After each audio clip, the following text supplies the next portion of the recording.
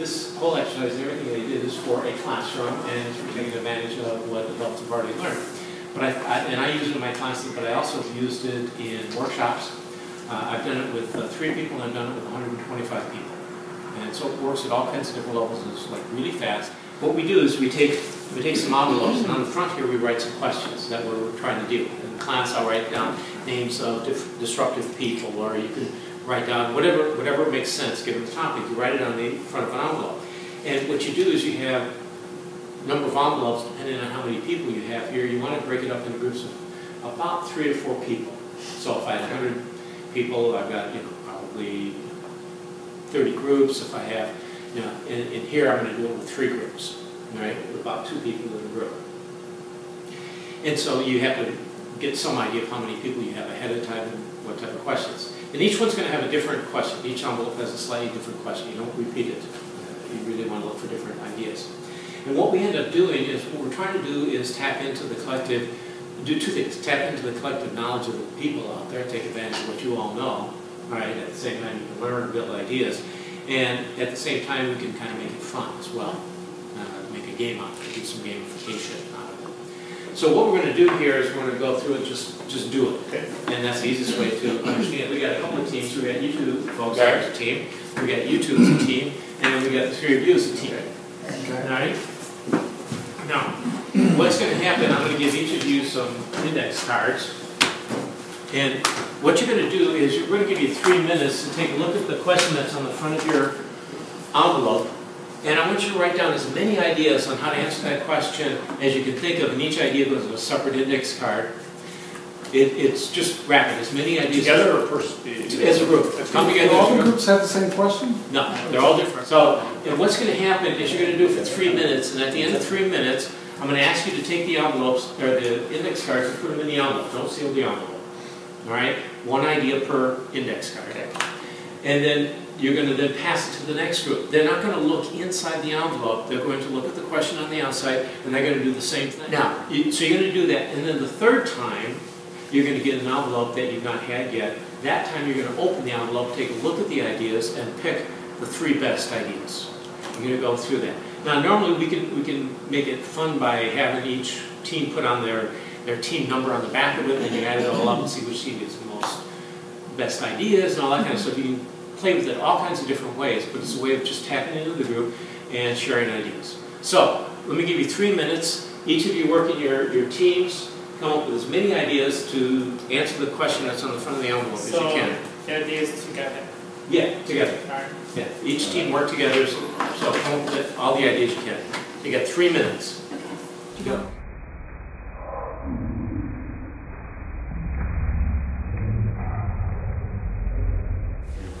All right, great. Let's hear what you folks came up with. Let's start with you 3 over there. Here, state the question and the 5 answers you have. The question is, how do we engage people and get them involved? And how we took it to mean is how we get them engaged in the chapter or in our organization. And we came up with understanding their why, the reason. I went to a vitamin store and I walked in, and the first thing he said to me was, "So what brought you in here?" Nobody's ever asked me that question at any store ever. After walking through others, they say, "Can I help you?" This guy said, "What brought you into our store?" Well, I want this, I want that. Yeah. And then I bought more than I've ever bought at any vitamin store. I went to my wife, I said, "You got to meet this guy. This guy is so good." I didn't tell her how much I bought. I mean, she's like, "Get away," but he's so good. So he asked me, "What do you want? Why?" So that's our big thing. Why? Why did you come in? Why did you come in here? What brought you in here? And once they tell us that, it's sharing the goals. I came in here for X, I came in for Y, I came in for Z. And they're sharing that, and just the fact that, as Chris I mentioned earlier, that when we get to know each other, we share goals. Oh, yours is like mine, and so we can connect. And once they're in, then they can share that we have what's called a pain and a gain. I'm here to gain something, but I'm also here to get away from a pain. So the rewards is the gain. And I like to think in terms of dollar rewards. Everything translates in this world to dollars. That's the common denominator. I do this because there's a dollar amount to it. So I go across the street because it's cheaper, there's a dollar reward, or I do these things. So there's a reward, and so that's the gain. And the pain, maybe you can elaborate. Well, this is Chris's, but I just like this shared enemy threat simply because it has an edge that we need in this organization.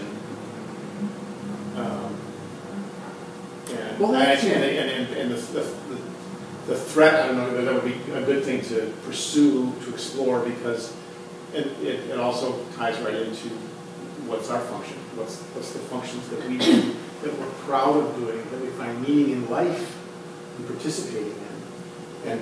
And one of those answers would be to fight off that threat. I know one is competitive games, which is kind of interesting. Actually, the gaming, I like gaming theory because people just get engaged. They learn something in a gaming environment.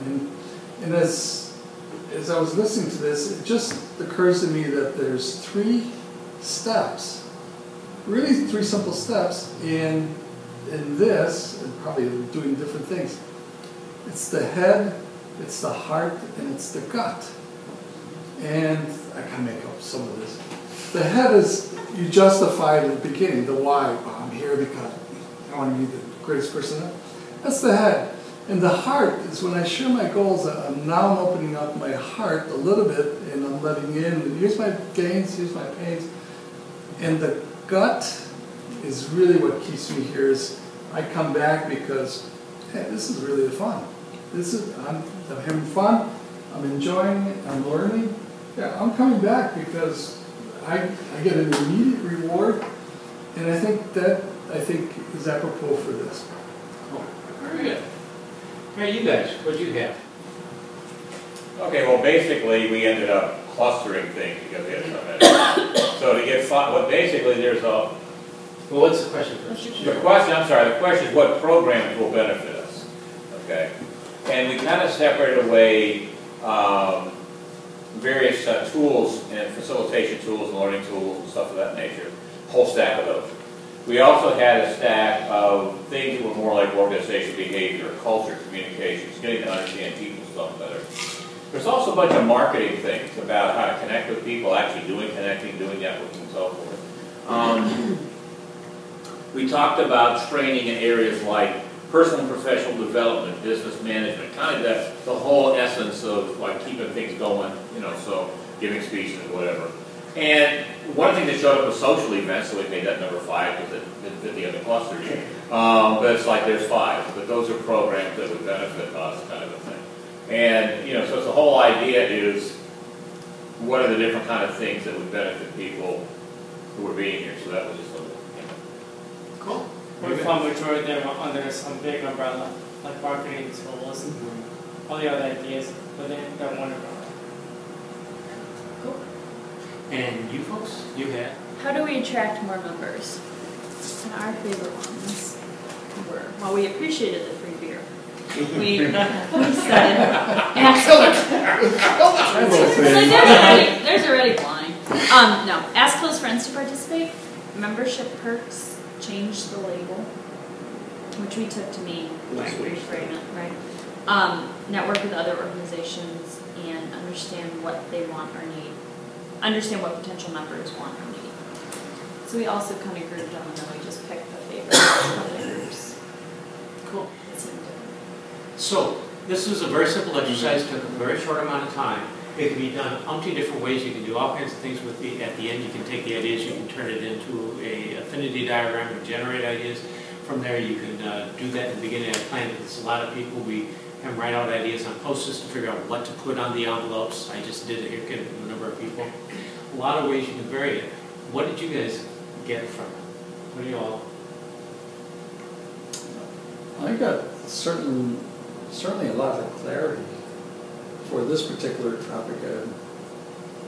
especially coming up with some of the other things. I think those were building up to this, and once we were forced to get down to 5, and then put it there in a way that I can be an observer, it gave me a lot of clarity so that I can then communicate it, and as I'm communicating, actually I'm communicating to myself, I'm saying it to everybody else.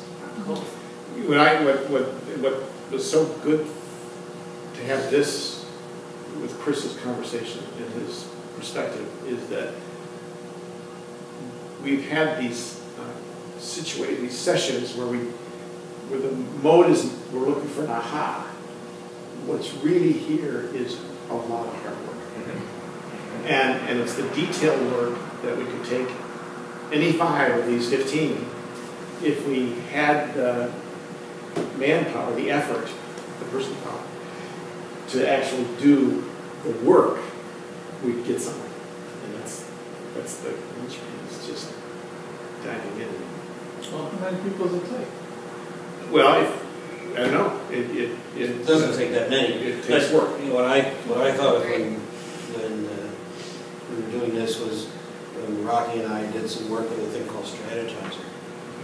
And I thought that the envelopes could have probably been the elements of the Strategizer canvas, and then the brainstorm could have been on trying to figure out those elements. Because that question, I wasn't really happy with that, the way that question was framed. The others were more something that I felt like. But and I think that's a good point. The questions, the other 2 questions, I agree with you. I think are probably more relevant and easier to answer as opposed to what programs will benefit. What does that tends to presuppose what? There are programs. Yeah. And like we talked earlier about the solution being embedded in the question. There's also a certain assumption that everybody has the same needs. Yeah. But there's a they that's all the same, which is. Well, by the way, what I do like about this technique is that when we get down to the selection process, we're not looking at ideas we own. Right. When we get to that point, we're looking at ideas. None of us has a feeling of ownership of those ideas. Yeah. And, we might like one of them, but we didn't actually decide to defend anything we wrote down. I like hearing free beer over there, that was cool. And I like the fact that it was a threat, so so there is that feeling of the emotions of ownership.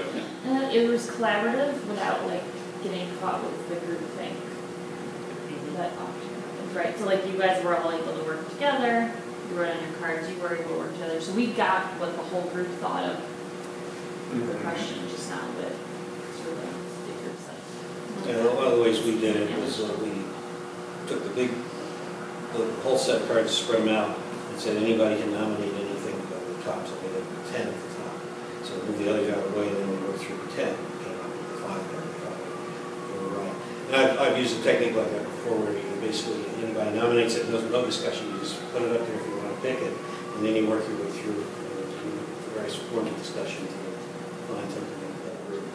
It was interesting how each of you had a slightly different process that you went through in terms of how to select the top priorities, which was right, and it worked for each group differently, which was good. And I think what was interesting too is, excuse me, we very quickly came up to snuff on what had been going on in the rest of the room, so to speak. I mean, we could look at these and very quickly kind of cash in on 2 different brainstorming sessions. Yeah. And I thought that was good.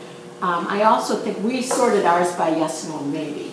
And I think a lot of the maybes here are also very good. And I could see how you could hold these cards and periodically sit down and go through them. Or even put them into a function model to prioritize them. And that could also add. Yeah, top 5 was arbitrary. And that's just, Yeah. And one of the things I found whenever I do things and I pick numbers like that, anytime I get very anal about the number, it doesn't work. You got to be flexible. So if 5 doesn't work, try 3 or 7 or whatever. Well, what we if someone picked said, out may be different from what they would. yeah, and if someone really said, "Oh no, we got 6," okay, cool. I'm fine with that. I'm not gonna. Yeah. And so you got to be flexible with the people. But I love the exercise. I use it in the classes. It's the easiest way for me to teach how to deal with problem people. I've used it. Like I said, we used it down in Orlando with 125 people, and engaged everybody at lunchtime. In a half-hour session, we got all kinds of ideas how to deal with disruptive people, and the groups just loved it. And we even kept tally, they put their numbers, and we had a winner at the end, and they were just like, oh.